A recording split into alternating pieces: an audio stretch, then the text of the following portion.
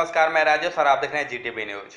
चुनावी महासमर के विरोधियों से लड़ने के बजाय पार्टियां अपनों में ही लड़ने में मशगूल हो गई है।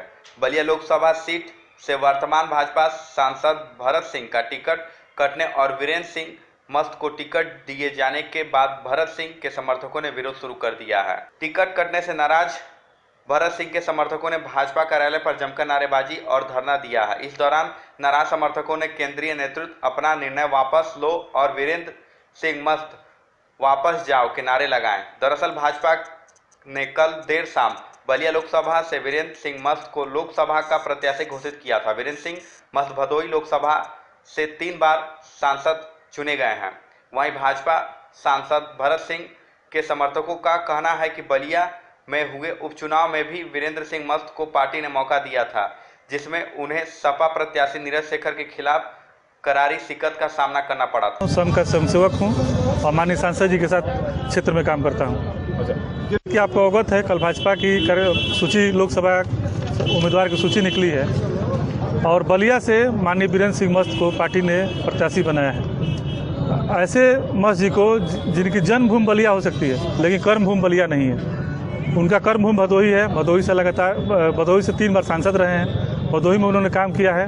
पार्टी के बड़े नेता हैं। केंद्रीय नेतृत्व से हम लोग की मांग है, सारे कार्यकर्ताओं की मांग है कि बलिया में आज़ादी के बाद पहली बार अगर कमल खिला है, उस कमल को खिलाने में भरत सिंह जैसे व्यक्ति का भी बहुत बड़ा रोल है। बहुत बड़े बड़े नेता हुए जिन्होंने चुनाव लड़ा है कमल के निशान पे, लेकिन पहली बार भरत सिंह ने उस कमल को पूर्ण रूप से खिलाया है। इसमें कोई दो राय नहीं है, कहीं से मतांतर नहीं है कि उसमें बहुत बड़े उस कार्यकर्ता की भूमिका है जो कार्यकर्ता बाढ़ में, शिक्षा के लिए, चिकित्सा के लिए सड़कों पर हमेशा संघर्ष किया है।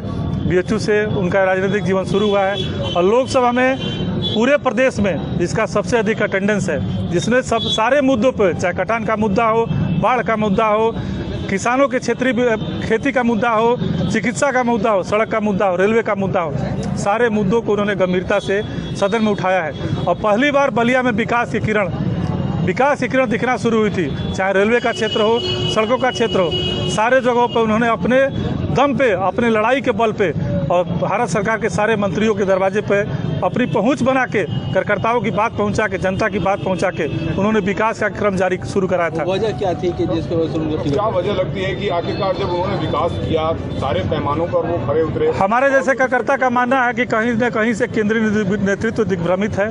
केंद्रीय नेतृत्व को सही बात पहुँचाई नहीं गई।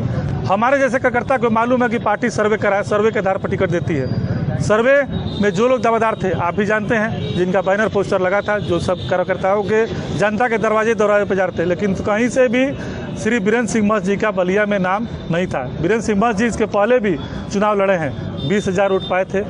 उनका पूरा परिवार बलिया में भाजपा नहीं रहता है। आप भी बलिया के निवासी हैं। उनके परिवार का कोई भी व्यक्ति भाजपा का चुनाव में बूथ एजेंट तक आज तक नहीं बना है।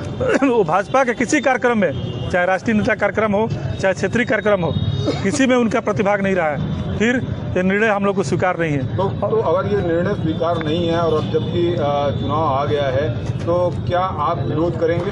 हम लोग शालीनता पूर्वक केंद्रीय नेतृत्व को बाध्य करेंगे कि अपना निर्णय बदले और भरत सिंह को पुनः उनके कर्म के बल पे, उनके मेहनत के बल पे पुनः अवसर दे और भाजपा पुनः यहाँ से चुनाव जीते, कमल का चुनाव पूरी तरह से।